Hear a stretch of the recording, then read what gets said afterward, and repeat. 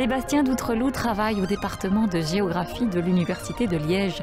Sa spécialité, la climatologie. C'est là, à l'arrière de la station scientifique du Mont-Régis, fondée en 1924 par l'université, que je le retrouve occupé à vérifier le bon fonctionnement d'une kyrielle d'instruments. Ceux-ci composent la station météo, née de la collaboration entre l'université et l'Institut royal météorologique de Belgique, il y a près de 50 ans déjà. Aujourd'hui, entièrement automatisée, elle est gérée par l'IRM qui en compte une vingtaine dans le pays, mais celle du Mont-Régis reste de par son histoire et sa situation géographique un cas à part, une référence.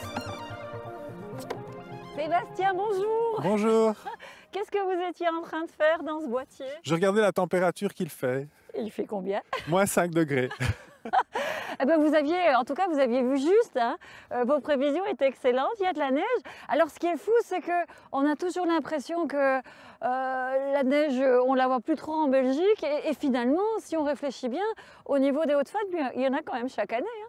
Alors il y en a quand même chaque année, mais il y en a de moins en moins. Qu'est-ce qui explique qu'on a installé cette station ici? J'imagine que le fait d'être sur le toit de la Belgique y est pour quelque chose. Évidemment, ici, en fait, c'est la station la plus complète et la plus haute qu'on peut retrouver ici en Belgique. Donc ici, on est plus ou moins à 674 mètres et on va observer un climat complètement différent de toutes les autres stations en Belgique.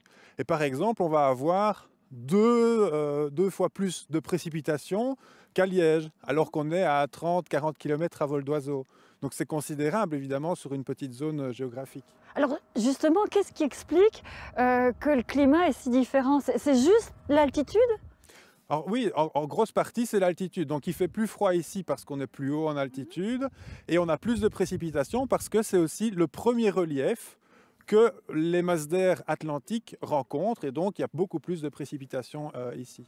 Quelles sont les mesures que vous prenez encore aujourd'hui qui sont intéressantes pour vous en tant que climatologue?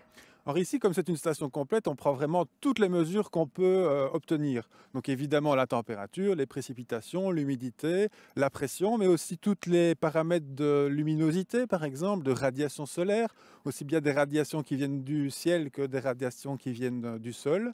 Mais aussi évidemment, et on le voit aujourd'hui, c'est la hauteur de la neige, par exemple. Et donc ce sont plein de paramètres, et bien d'autres encore évidemment, que l'on va récolter sur de longues décennies, et ce qui va nous permettre de créer des climatologies de ces différents paramètres. Oui, c'est ce qui fait la différence finalement entre le climat et la météo, hein. C'est la longueur. C'est ça, la météo, c'est vraiment l'étude des paramètres au jour le jour, et peut-être sur 5 jours de prévision par exemple, ou 5 jours en arrière ou 5 jours en avant. Le climat, on va mesurer vraiment la météo tous les jours, on va en faire des statistiques et on va étudier ces périodes sur minimum 30 ans par exemple. Est-ce qu'on peut dire que c'est finalement grâce au climat qui règne ici qu'on a aussi le paysage que l'on connaît dans nos fagnes? Alors c'est en partie lié au climat, même en grosse partie lié au climat, mais c'est aussi lié au fait qu'on est sur un plateau. On n'est pas sur un gros relief pointu comme on pourrait avoir dans les Alpes, on est sur un plateau qui va en plus garder toutes les précipitations. Donc on a plein de précipitations qui tombent, et comme on est sur un plateau, elles ne vont pas forcément ruisseler, et donc elles vont s'accumuler ici en surface, et c'est ça qui va créer notamment la tourbe, par exemple, et qui va créer une végétation très particulière, et c'est pour ça qu'on va retrouver cette végétation ici sur le plateau. Et donc évidemment, c'est lié au climat, mais c'est aussi lié à la géographie, à la géologie du lieu.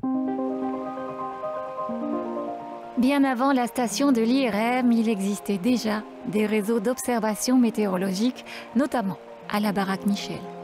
Résultat, on dispose de plus d'un siècle d'archives, de mesures et de relevés divers. C'est dire si on avait compris depuis longtemps la spécificité du climat fagnard et l'importance de l'étudier pour mieux appréhender non seulement les écosystèmes, mais davantage encore la gestion de l'eau. Pluie, bruine et neige en quantité sont les principaux phénomènes climatologiques qui caractérisent depuis longtemps les Hauts-de-Fagne. Malgré sa petite taille, notre pays dispose pourtant d'une jolie variété de régions naturelles au climat contrasté. Même si on est au sommet de la Belgique, eh bien on va retrouver quand même un climat océanique On va retrouver un climat aussi tempéré, et donc c'est-à-dire qu'on ne va pas avoir des extrêmes de température comme on pourrait retrouver en Russie par exemple. Ah oui, d'accord. Voilà, mais sinon les saisons vont quand même être marquées, et vont même être marquées aussi d'une année à l'autre. C'est-à-dire qu'on va, comme dans n'importe quel climat tempéré, on va retrouver une forte variabilité d'année en année. Donc par exemple, même sans réchauffement climatique, on garde une variabilité assez importante, c'est-à-dire qu'il y a des années où on va avoir beaucoup de neige par exemple, ou beaucoup de pluie, et puis l'année suivante on va en avoir beaucoup moins. Et donc cette variabilité, elle va quand même se marquer, comme ailleurs aussi en Belgique. Vous avez lâché le mot réchauffement climatique, dérèglement climatique. En quoi est-ce que ce dérèglement peut avoir un impact à plus ou moins long terme sur le paysage et sur nos Hautes-Fagnes aujourd'hui? Mais il y a déjà un impact à l'heure actuelle en réalité, parce que depuis les années 80, on a déjà perdu par exemple 20 à 25% de chute de neige. On a aussi des températures qui vont être plus élevées et qui se marquent déjà maintenant, qui deviennent de plus en plus élevées.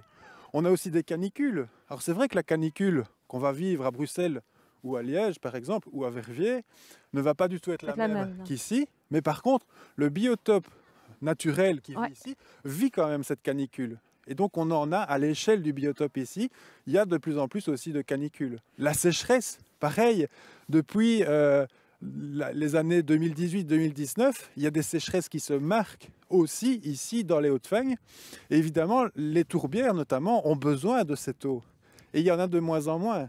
Et donc en réalité, il ne faut pas attendre 10, 20, 50 ans pour voir le réchauffement climatique. Il est déjà présent. Alors une des chances, entre gros guillemets, qu'on a en Belgique, c'est qu'à l'échelle annuelle, les précipitations ne vont pas fluctuer beaucoup. Même avec un fort réchauffement, on va garder des précipitations, des quantités de précipitations annuelles assez similaires à celles que l'on a pour le moment. Mais par contre, elles vont se marquer de manière saisonnière. Donc on va en avoir plus en hiver et moins en été. Et parfois en été, elles seront aussi plus violentes, comme on l'a vu pendant l'été 2021. Et donc à terme, le réchauffement climatique va effectivement changer le paysage et tout le biotope des Hautes-Fagnes.